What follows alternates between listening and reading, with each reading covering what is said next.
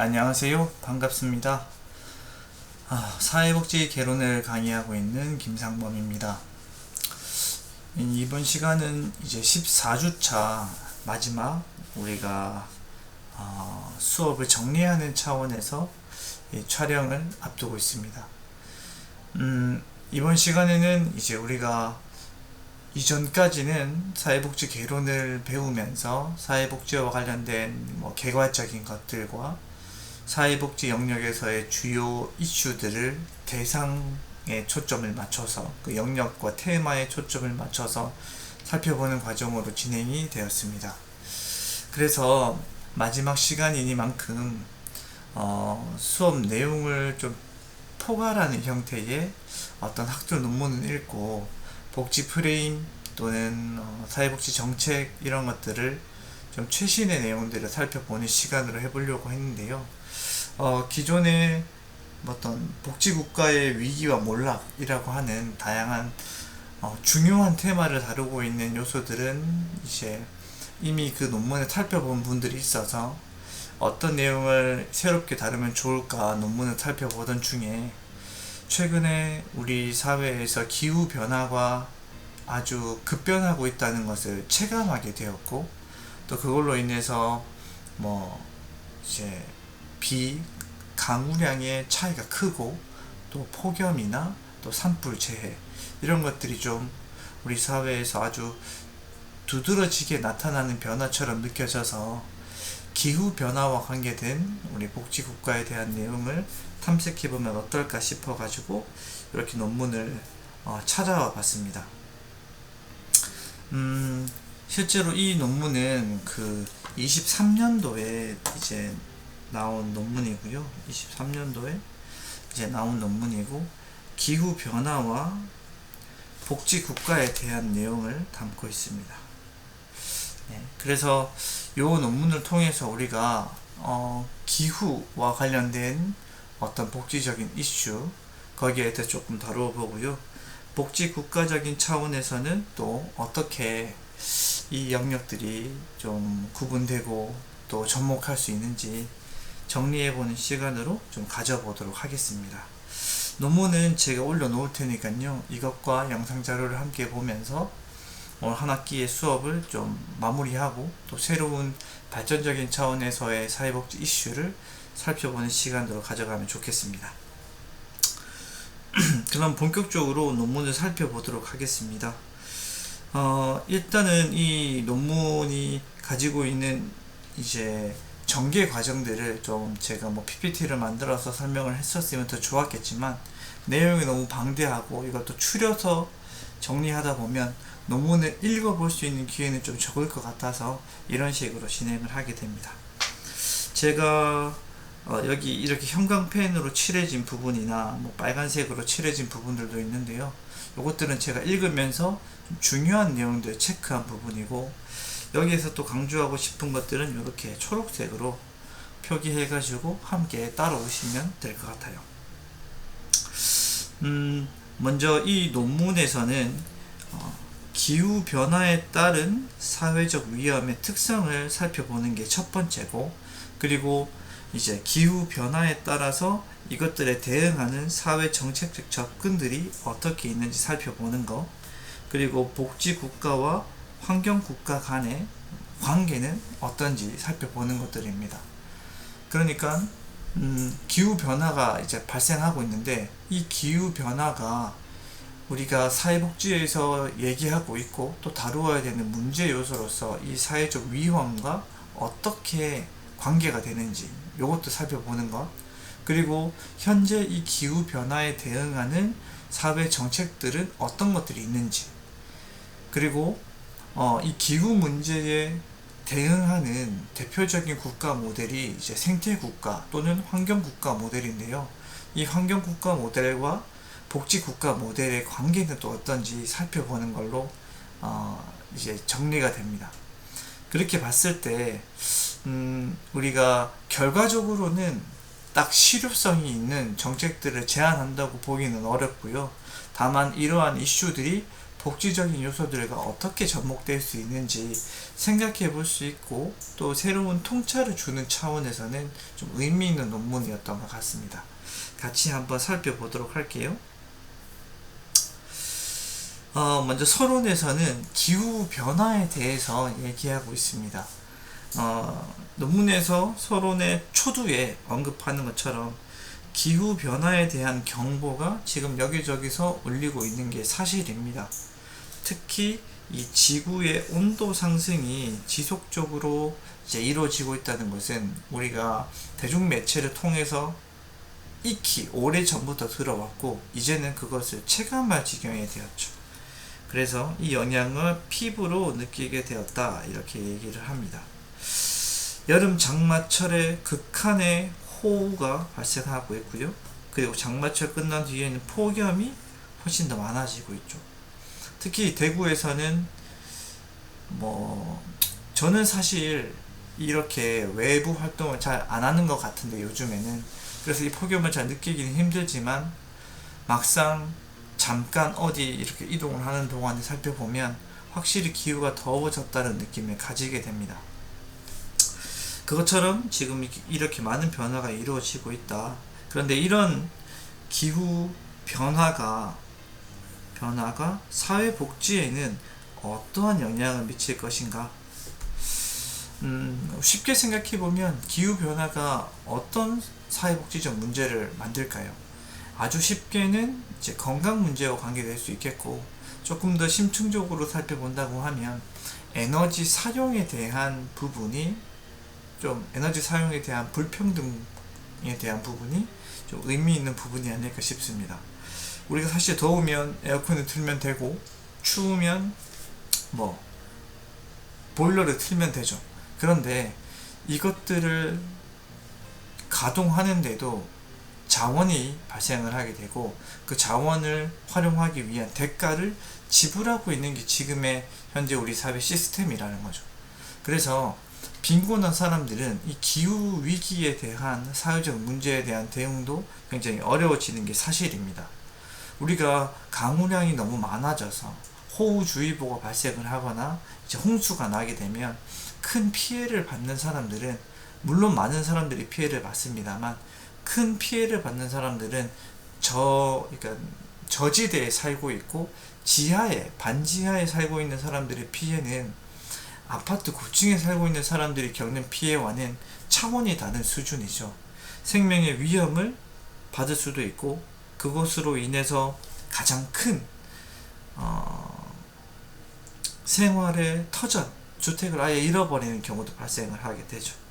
그런 차원들이 이제 사회복지에 영향을 미치게 된다, 이렇게 볼 수가 있겠습니다. 그래서 기후위기 발생 과정에서 나타나는 불평등, 이거 중요한 문제고, 이제 건강에 대한 불평등과 반지하 침수, 에너지 빈곤과 복지, 이러한 이슈들이 기후위기와 관련된 복지적인 차원에서의 관계라고 볼 수 있습니다. 어쩌면 기후위기에 대해서 우리가 복지적인 부분들과 어떤 연관성도 짓지 못하는 것이 사실이라고 생각을 해요. 이 부분에 대해서 누군가 문제제기를 하지 않고서는 자연스럽게 이것을 떠올리기 힘듭니다. 그런 차원에서 우리가 이 논문을 살펴보는 게 의미가 있지 않을까 싶습니다. 그래서 이 논문은 주로 이제 기후 변화와 복지 간의 관계를 살펴보는 게 이제 2장에서 진행이 되고요. 3장에서는 기후 변화에 따른 사회적 위험의 특성 살펴볼 거고, 4장에서는 이제 기후 위기에 따른 사회적 위험에 대응하는 사회적 정책이 어떤 것들이 있는지, 5장에서는 복지국가와 생태국가의 관계, 6장에서는 결론에 대한 부분들이 정리가 된다, 이렇게 보시면 되겠습니다. 선행 연구 검토 및 연구 문제들은요, 간략하게 이제 넘어가 보도록 하고, 우리가 다뤄보는 것들에 대해서는 3장에서부터 시작된다고 보시면 되겠습니다. 앞서 기후 변화가 복지적인 이슈와 관계된다는 설명은 우리가 조금 러프하게나마 했는데, 이것을 통해서 기후 변화가 사회적 위험과 관계가 있다는 것은 우리가 이해를 했습니다. 근데 구체적으로 어떻게 살펴볼 수 있을지 함께 논문을 살펴보도록 하죠. 네. 먼저 기후변화에 대한 부분들은요, 산업사회가 시작이 되면서 이제 탄소의 사용이 증가되게 됨에 따라 자연스럽게 기후의 변화와 위기가 발생을 하게 됐습니다. 대표적으로는 이제 지구 온난화 현상이 될 수 있겠죠. 지구의 온도가 급등하게 되고, 그걸로 인해서 엘니뇨, 라니뇨 이런 현상들이 발생을 하게 되고, 이 안에서 지금 우리 사회가 이제 급변하는 시기에 있다라는 것을 우리가 얘기를 했습니다. 기후 변화에 따른 사회적 위험의 성격들을 살펴보면은요, 이제 공통점들도 있고 차이점들도 있습니다. 기존의 복지 국가는 사실 여기 탈산업 사회적인 사회 위험들을 중심으로 개입해 왔습니다. 제일 초기에, 가장 초기에는 이렇게 산업사회적 사회 위험을 대응해 왔죠. 그래서 이제 노령, 장애, 질업, 실병 등으로 인해서 노동시장에 참여하지 못하는 상황에 대해서 좀 주로 개입을 해왔고, 시간이 조금 지나면서는 탈산업사회적 사회적 위험에 대응해 왔습니다. 대표적으로는 출산, 돌봄 위기, 그 다음에 실업, 그 다음에 이제 미취업, 그 다음에 불안정한 노동의 확산, 이런 것들이 탈산업사회적 사회 위험이라고 볼 수 있겠죠. 초기에는 일을 못하는 사람들, 빈곤에 대응하는 형태로서 복지가 개입을 해왔다고 하면, 그 다음에는 이 산업사회를 벗어나는 형태에 있어서 고용에 대한 안정, 그리고 육아, 그 다음에 출산율, 이러한 문제에 대해서 개입해 왔다고 보시면 되겠습니다. 그러면 지금 현재의 이슈는 이렇게 탈산업사회적 사회적 위험이라고 볼 수 있는데요, 이 기후변화와 이제 탈산업 사회적 사회 위험 간에는 이제 어떤 공통점들이 있는지 살펴보면, 첫 번째는 두 가지 모두 산업 사회와 도시화와 관련되는 사회 변화와 관계된 결과라고 보는 겁니다. 산업사회가 발전하게 되면서 우리가 다양한 공장과 에너지 사용이 이루어지게 됐죠. 이것과 함께 기후변화에 대한 위기도 나타나게 되었다, 이렇게 볼 수 있습니다. 두 번째는 두 가지 사회적 위험 모두 시장과 개인의 자발적인 행위들을 통해서 대응될 수 없다. 국가와 개입을 통한 형태로서 대응이 가능하다라는 게 대표적인 공통점입니다. 기후변화에 따른 사회적 위험이나 산업사회, 탈산업사회적 사회 위험 모두 국가가 개입해서 처리해야 되는 이슈다, 이렇게 얘기하는 게 하나고요. 두 번째는 산업사회가 발전하게 되면서 자연스럽게 나타난 결과다는 게 공통점입니다. 다만 차이점은요, 첫 번째, 기후변화에 따른 사회적 위험들은 자연체계와 관계가 되겠죠. 노동시장이나 가족 구조, 이런 것들과는 크게 차이가 없는 것이 특징이라고 볼 수 있습니다. 둘째, 기후변화에 따른 사회적 위험들은 덜 가시적이고 더 복잡하고 더 모호한 특징을 가지고 있습니다. 기존에 우리가 겪고 있었던 그 산업사회와 탈산업사회에서의 사회적 위험들은 빈곤율이 떨어지고 일자리가 줄고 실업률이 늘고 하는 형태로서 조금 더 가시적으로 보여지는 것들이 많았다고 하면, 지구온난화 또는 폭우, 폭염, 이런 것들은 눈에 보이기 어렵다는 거죠. 특히 지구의 온도가 상승되는 것들은 우리가 체감하기도 어렵고요. 이것이 어떠한 일로 발생이 되고 또 어떻게 개입을 하고 이것이 차후에 또 어떤 영향을 미치게 될지 판단하기 어렵다고 하는 차이점이 있다, 이렇게 볼 수 있습니다. 특히 이렇게 기후변화에 따른 사회적 위험들은 예측이 불가능하다는 것이 특징이 될 수 있겠죠. 우리가 산업사회적 위험에서도 모호한 부분이 분명히 있습니다. 그런데 모호한 인간의 수명에 대한 부분이라고 하더라도 우리가 200세를 넘기지 않을 거라고는 예측할 수 있는데, 지구적으로 나타나는 기후위기는 그것이 이후에 어떤 영향을 미칠지 전혀 파악하기 힘들다는 것이 사실은 이전에 있었던 그 사회적 위험과는 너무 큰 차이라고 볼 수 있다는 거죠. 넷째는 기후변화에 따른 사회적 위험은 시기적으로 그 영향의 차이가 있다고 보는 겁니다.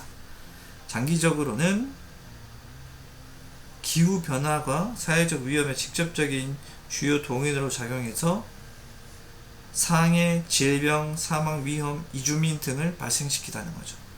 기후변화가 너무 크게 되면 단기적으로는 보건 문제나 빈곤 문제가 이슈가 될 수 있지만, 시간이 더 지나게 되면 인류가 더 큰 질병이나 사망 위험에 빠지고, 또 이렇게 폭우나 폭설, 화재 등이 집중적으로 발생하는 지역에서는 이주를 해야 될 수밖에 없는 그런 난민 문제도 발생할 수 있다고 보는 겁니다. 그리고 장기적으로 가면 갈수록 더 큰 위험에 영향을 미친다는 것이 중요한 부분이고요. 그리고 위험 분포 측면에서 취약한 지역과 사람들에게 더 큰 위험을 야기한다고 보는 겁니다. 선진국들보다는요, 남반구의 후진국들이 기후 위기에 대해서 더 큰 어려움들을 겪게 되고요. 이것처럼 취약한 집단들의 더 큰 위험을 야기하게 됩니다. 빈곤층이 홍수로 인한 문제에 더 직면할 가능성이 크다는 것, 이런 것들이 또 차이점이고, 여섯 번째는 위험 대응을 위한 집단적 동원 기반이 약하다는 것입니다. 무슨 말이냐면, 위험에 대응하기 위해서는 우리가 정치적인 영향력이 필요하다는 거죠. 지금 우리 지역에 주택 공급이 안 되고 있어요 라는 이슈가 발생을 하게 되면 지역 주민들이 각자의 의지와 뜻을 모아서 정치적으로 건의할 수 있게 됩니다. 그런데 가시적으로 보이지 않는 기후 변화에 따른 사회적 위험에 대해서는요, 집단들이 동조하기 힘들다는 거죠. 물론 여러 사람들이 이 기후 위기에 대해서 문제의식을 가지고 운동이나 캠페인을 하고 있는 건 사실이지만, 그 사람들이 어떤 노동 문제나 가족 문제에 어떤 정치적 제안을 하는 사람들에 비해서는 턱없이 부족하다는 거죠. 이런 것들이 기존의 사회적 위험과 기후 위기에 따른 사회적 위험이 가지는 차이점이라고 볼 수 있습니다. 정리를 하면, 공통적으로는 산업사회가 발생을 하면서 자연스럽게 나타날 수밖에 없다는 게 공통점이었고요. 두 번째는 개인이 개입해서는 해결할 수 없다는 게 공통점이었습니다. 차이점은 이것이 잘 모르고, 어떻게 발생하는지 모르고, 그 영향력을 파악하기 힘들고, 여기에 대해서 의지를 가지고 있는 사람이 굉장히 적다라는 것이 차이점이라고 볼 수 있습니다. 또 복잡하고 혼란스럽고 그 영향이 더 크게 미칠 수 있음에도 불구하고, 이것을 개선하기 위해서 사람들의 의지나 뜻을 모으기는 더 어렵다는 것이 현재 기후 변화에 따른 사회적 위험의 좀 심각성이라고 볼 수 있겠습니다. 다음은 이 현재의 기후 변화에 대응하고 있는 사회적 정책들에 대해서 알아볼 건데요. 세 가지 차원에서 설명을 하고 있습니다. 일반적으로 기후 위기에 대한 정부의 대응은 적응적인 부분과 완화적인 부분으로 구분됩니다. 적응은 기후 위기가 발생을 했을 때 국가가 어떻게 지원하느냐, 어떻게 기후 위기를 예방할 수 있느냐라고 하는 부분이고요. 완화는 보다 적극적으로 선제적으로 개입하는 접근이라고 보시면 됩니다. 물론 여기 이 완화에서도 몇 가지로 구분되기는 하는데, 구체적인 내용을 같이 한번 살펴보도록 하겠습니다. 첫 번째는 적응으로서의 사회 정책입니다. 이것은 이미 기후 변화에 따른 문제가 발생했을 때 이 결과에 대해서 보상을 하거나 지원을 하는 형태라고 보시면 되겠습니다. 이런 형태죠. 한국에서 풍수해가 발생을 했고 반지하 침수 문제가 발생을 했습니다. 그래서 이제 2022년에 인명 및 재산 손실이 발생을 했죠. 그래서 여기에서 적응적으로 어떻게 대응하냐면 지상층으로 이주해서 월 20만원의 바우처를 받게 한다. 그리고 반지하 주택 매입을 통한 리모델링을 해준다. 그리고 공공임대주택의 공급량을 확대하고 민간 임대주택으로 이주할 때 보증금과 월세를 지원을 해준다.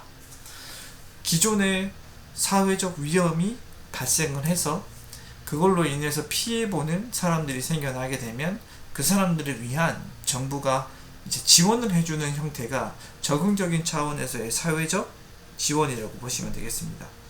폭염에 대한 온열 질환 같은 경우에도 냉방 설비 지원, 주택 개량, 그리고 주거시설 이주 지원 이런 것들이 일어나게 되고요. 낮 시간 동안에 노동시간을 제한하거나 냉방시설을 지원하는 등의 사회정책적 대응이 이루어지는 것. 그리고 기후 난민 문제도 적응적으로 이루어질 수가 있죠. 이런 부분들이 적응적인 차원에서의 사회정책이라고 보시면 됩니다. 우리가 흔히 접할 수 있는 것들이라고 좀 받아들여집니다. 두 번째는 완화적인 차원에서의 사회정책적 접근입니다. 두 가지가 있는데 성장, 사회적 성장에 초점을 맞추면서 기후위기를 완화하는 형태. 이것이 하나의 접근이고요. 하나는 이제 비성장 또는 탈성장을 하면서 탈성장을 지향하면서 완화를 하는 형태가 있습니다. 먼저 성장과 기후위기를 완화하는 그 사회정책적 접근 두 번째 내용을 살펴보면은요.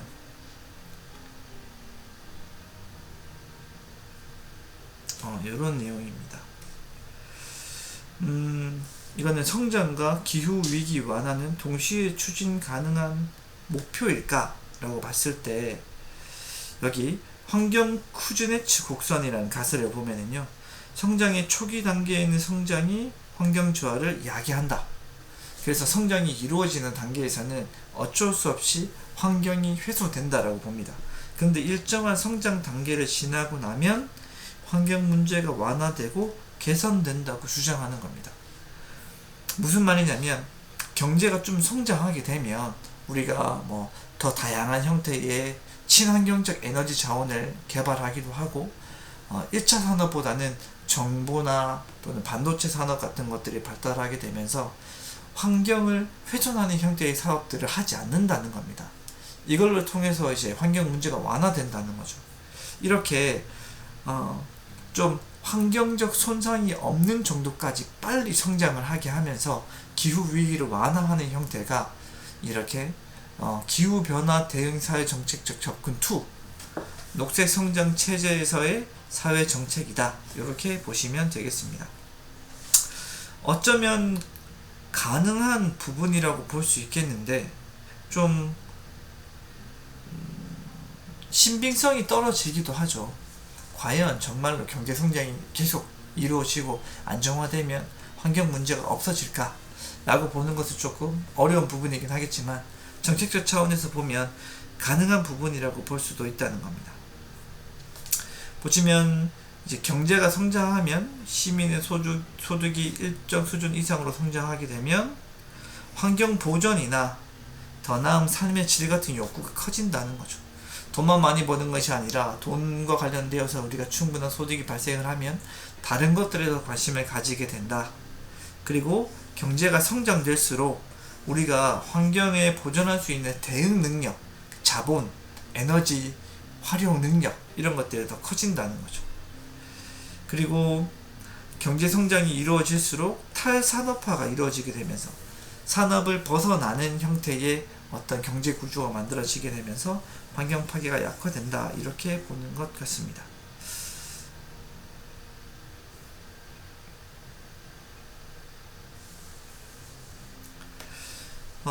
다만 이게 녹색 성장을 위한 기후변화 완화 정책들이 앞서 얘기했던 것들의 긍정적인 영향이지만 부정적인 영향도 발생을 하게 됩니다. 특히 에너지 활용에 있어서 불평등, 균등하게 분배되지 않는 불평등이 큰 문제라고 볼 수 있다는 거죠.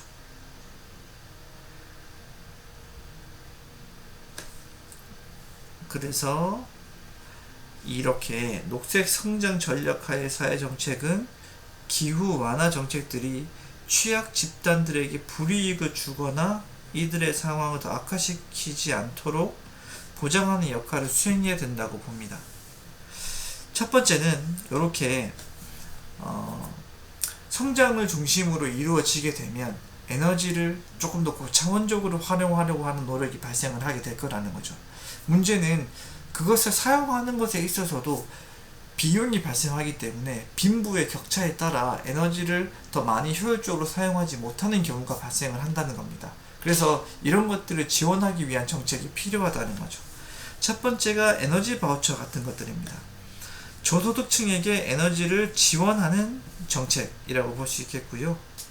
저소득층의 에너지를 더 효율적으로 사용할 수 있도록 노후주택을 개량해주는 이런 지원 사업이나 도시가스와 같은 그런 탄소 중심의 에너지가 아닌 좀 친환경적인 재생에너지를 사용하는 것들, 이런 것들이 이제 중요하다고 볼 수 있겠고, 녹색 성장 전략에 따른 산업 구조 조정에 대응해서 실업자들의 재훈련과 재배치가 이루어지는 적극적 노동시장 정책이 필요하다라는 겁니다.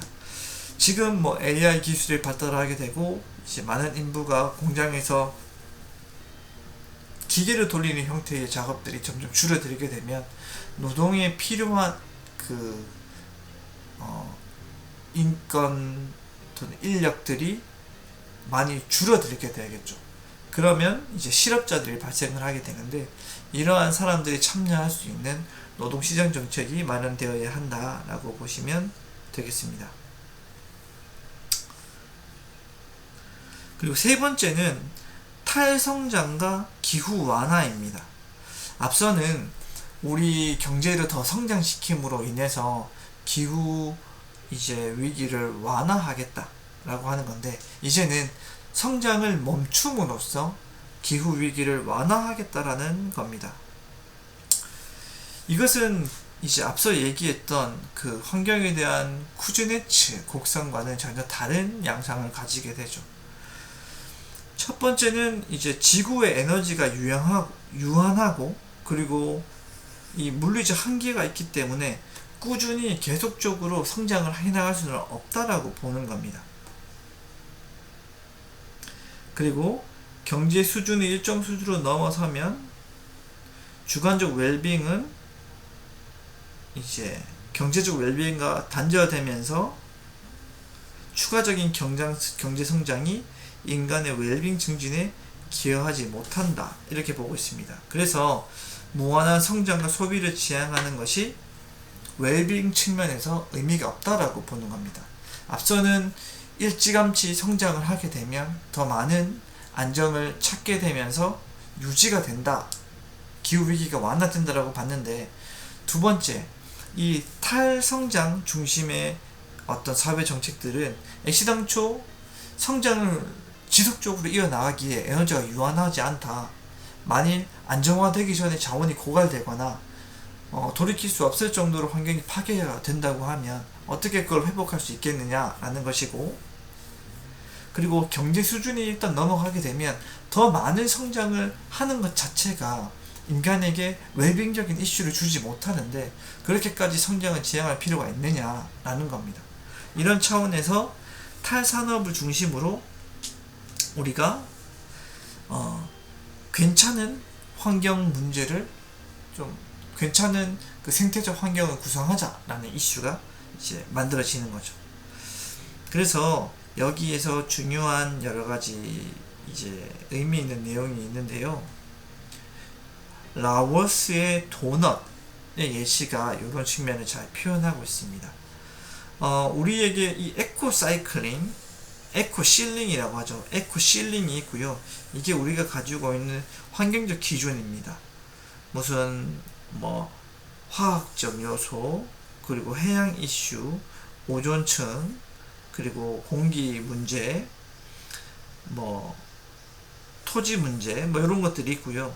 요 안에는 이제 사회적 기반이 있습니다. 이 두 가지가 훼손되지 않고 적정선에서 충족되는 요소가 공간이 존재하는데, 그게 여기 중간에 있는 요 영역이라고 보는 겁니다. 그래서 절충을 하자는 거죠. 이제 환경 문제가 심각해지지 않는 범주 내에서 사회적 기반을 형성하자라는 게 이 도넛의 핵심이라고 보시면 됩니다. 이렇게 성장을 좀 줄여나가면서 환경을 보호하는 형태의 노력들이 이제 그 탈성장 중심의 사회 정책이라고 보시면 됩니다. 그래서 탈성장 소비 사회로 전환하기 위해서는 이러한 조치들이 필요하다라고 얘기를 하고 있습니다. 공정한 소비의 재구성이 필요하다. 필수재는 보편적으로 공급해서 모든 사람들이 필수재를 소비할 수 있도록 한다. 그리고 유급 노동 시간을 축소해야 된다. 비필수적 유급 노동 시간을 축소하고 필수적 노동에 집중할 수 있도록 한다. 그러니까 소비를 좀 적절하게 사용을 하고 남용하는 형태를 줄이자는 것이고, 노동 시간을 무조건적으로 늘리는 것도 사실은 환경 문제에 악영향을 미칠 수가 있죠. 산업사회가 발달되면 발달될수록 환경 문제가 더 심각하게 되니까 일단은 비필수적인 노동시간을 줄이자라는 게 이제 나오게 되고요. 소득과 부를 분산시키고 사회적 공유제를 재형성한다. 소득 격차가 많이 발생을 하게 되면 우리가 불평등이 발생을 하고, 이 안에서 자꾸 그 평등을 유지하기 위한 노동에 대한 투입이나 이런 것들이 일어나게 되니까 이런 것들 조금 더 줄이고, 이게 소득이나 부를 좀 분산시켜서 우리 사회에서 필요한 형태의 좀 의미 있는 것들을 함께 사용하고 만들고 투자하자라고 보시면 되겠습니다. 대표적으로는 친환경 에너지를 활용할 수 있는 새로운 형태의 기술들을 개발하고 건설하자는 거죠. 어쩌면 이제 바뀐 현 정권에서 지향하려는 어떤 사회적 변화와 일치한다고 볼 수 있습니다. 우리가 친환경 에너지를 활용할 수 있는 이런 그 발전소를 건설하기 위해서 많은 비용이 발생을 하게 되죠. 그러면 그런 비용을 얻기 위해서는 조세를 증가시킬 수밖에 없습니다. 조세를 증가시키는 데 있어서는 소득 구간에 따라서 다르게 비용을 지급하게 되죠. 어쨌든 이런 문제를 통해서 성장을 조금 줄이면서 기후적 위기에 대응하자라는 거죠. 물론 현 정권에서는 이제 산업에 대한 이슈도 친환경적인 요소를 중심으로 이루어지기 때문에 성장을 위해서는 어쩔 수 없이 이게 필요하다는 차원으로 가지만, 보다 좀 더 급진적으로 기후 위기에 대응하는 차원에서는 이런 방안이 좀 의미 있을 수 있다라고 보시면 되겠습니다.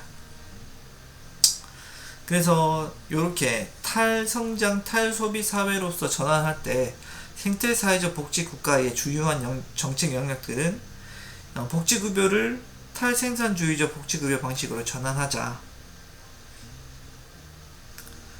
기존의 자산조사나 사회보험 방식은 생산활동에 따라서 급여를 제공을 했죠. 근데 이것을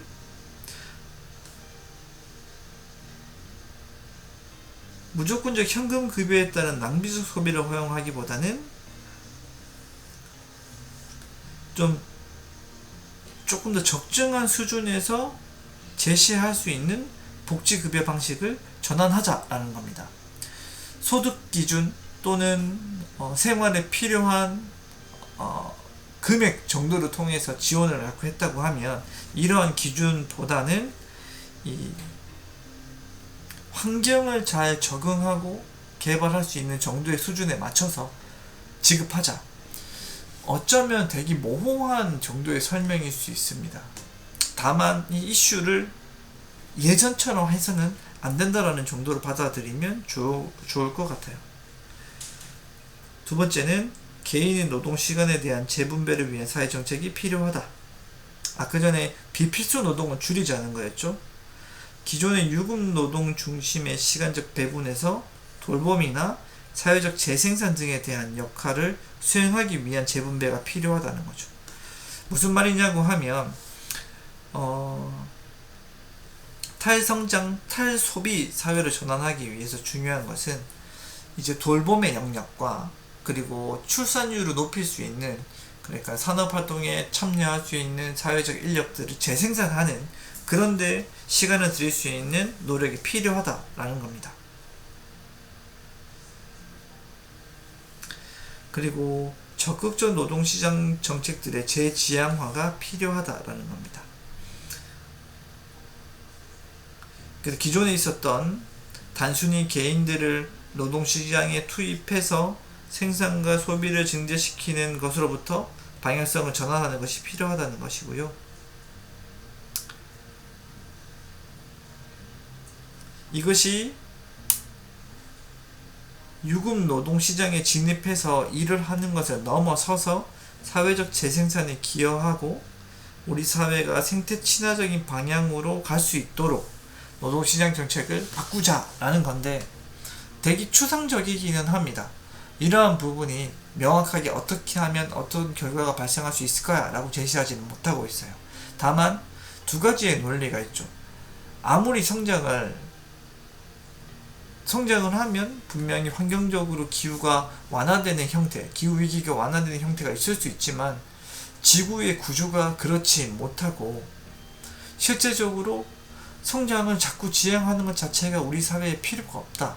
그러니까 그만 성장하고 환경적인 요소에 더 초점을 두자라고 얘기를 하고 있고, 그것을 위해서 적극적인 노동시장 정책의 형태도 바꿔야 되고 복지급여를 지급하는 구조나 방법도 바꿔야 된다라고 얘기하고 있지만, 어떻게, 얼마나, 어떤 방식으로라는 뚜렷한 내용들은 제시되고 있지 않아요.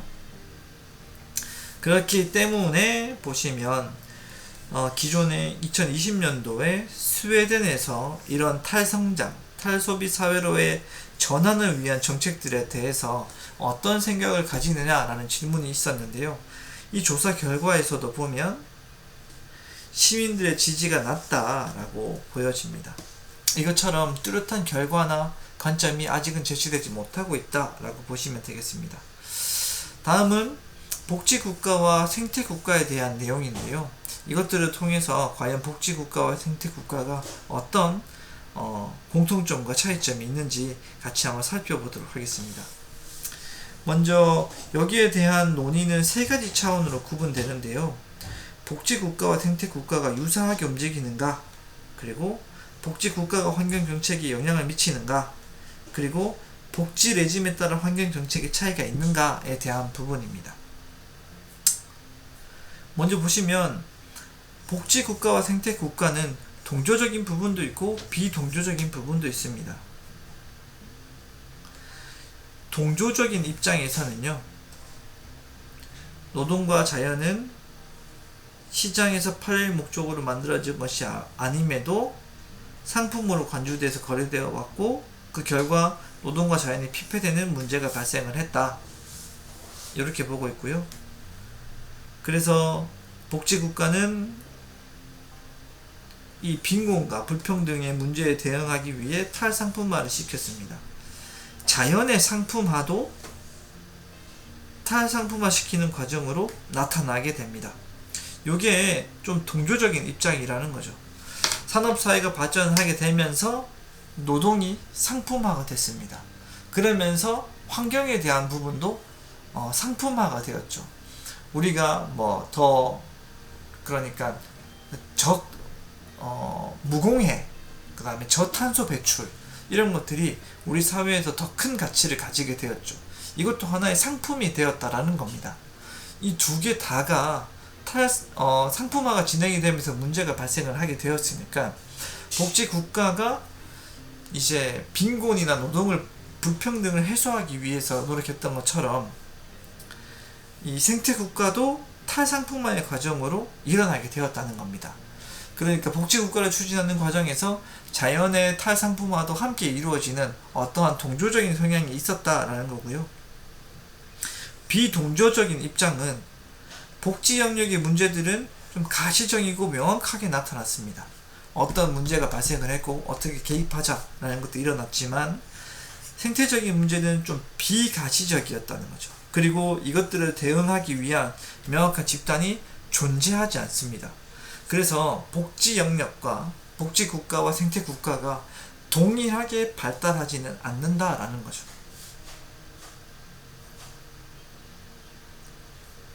두 번째는 복지 국가와 생태 국가는 시너지를 가지는가 아니면 더 완화하는 형태를 가지는가.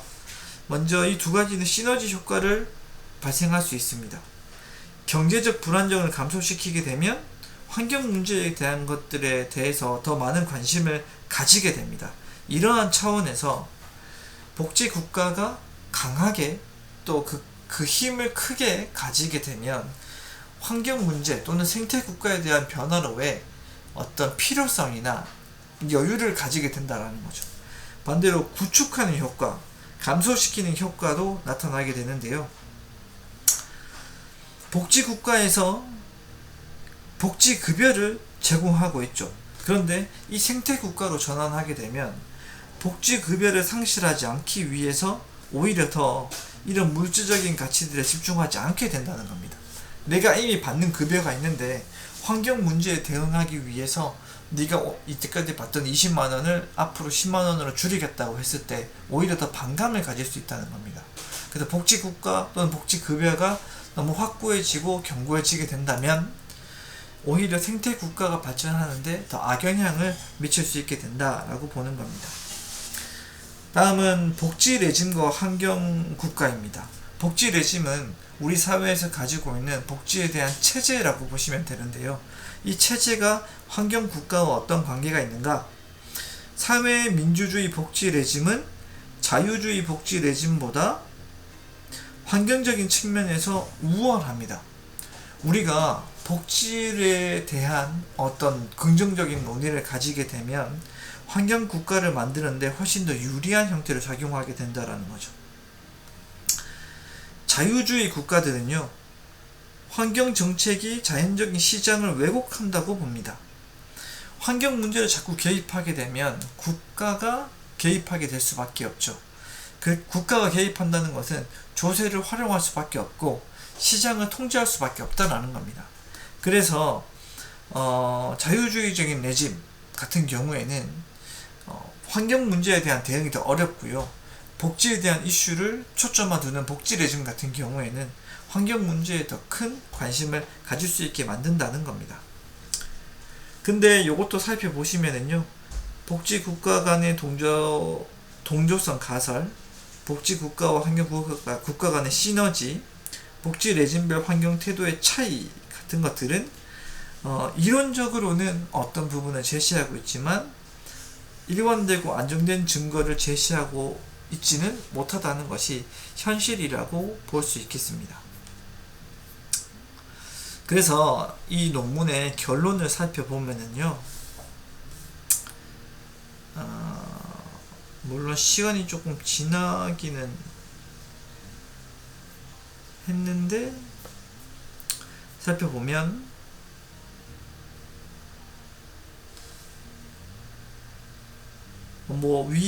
요 위에 있는 내용들은 전체적으로 그 앞에 있었던 내용들을 정리하는 글들이라고 생각하시면 되고요. 여기 뒤에 이 논문의 의의나 함의들을 살펴보면 이제 기후변화와 사회적 위험의 특성은 사회복지가 기존에 가지고 있었던 이 사회적 위험에 대한 관심으로부터 이제 자연체계에 대한 사회적 위험 문제에 관심을 가져야 된다는 것을 보여주고 있습니다. 이제는 복지적인 차원에서 중요하게 문제시 삼았었던 어떤 노동시장에 대한 문제나 가족 구조와 같은 문제들보다 자연적인 체계에 대한 부분에 관심을 가져야 된다는 것이 이 논문의 함의라고 볼 수 있겠고요. 그리고 이 기후 변화에 대응하는 사회적 정책들을 보여주고 있습니다. 적응으로서의 정책적 접근, 녹색 성장 대 탈성장 탈소비 체계 사회 정책들, 이런 것도 있고, 궁극적으로는 녹색 성장 접근을 위해 이렇게 기후 위기와 탈성장 사이의 제3의 길로서 성장과 기후 완화, 복지 간의 선순환, 이런 것들이 필요하다는 겁니다. 예전에 시장이 변화되고 복지와 융합하게 돼서 신자유주의가 나타나게 되고, 그리고 사회민주주의나 제3의 길 노선이 발생을 하게 된 것처럼 성장을 지향하고 있는 어떠한 형태의 그 환경 문제를 다루고 있는 그 이슈들이 만들어져 있는 새로운 길이 개척되어야 된다는 것과, 복지국가와 생태국가는 함께 가야 할 당위성을 가진다라는 것을 보여주는 것이 이 논문의 함의라고 볼 수 있겠습니다. 그래서 이 논문은 제 설명만 듣고서는 사실은 이해하기가 어려울 것 같고요. 이 관련된 글을 조금 읽고 그 내용들을 함께 따라가면서 좀 이걸 리바이벌 하는 차원에서 이 영상을 함께 듣는다고 하면 조금은 의미 있는 영상이 될 것 같아요. 이 논문을 그냥 저랑 같이 영상만 가지고 이해하기에는 조금 어려움이 있으니까요. 글은 그렇게 어렵지 않으니 대략적으로 한번 훑어보면서 내용들을 조금 정리를 했으면 좋겠고, 이 내용을 통해서 영상을 함께 보면 좀 새로운 형태의 기후 문제를 바라보는 사회복지적 시각이 생겨나지 않을까 생각됩니다. 오랜 시간 고생 많았고요. 이번 시간이 여러분들에게 의미 있는 시간이 되기를 바라며 이번 학기 수업을 마무리하도록 하겠습니다. 그동안 수고하셨고요. 다음에 더 좋은 모습으로 뵙도록 하겠습니다. 수고하셨습니다.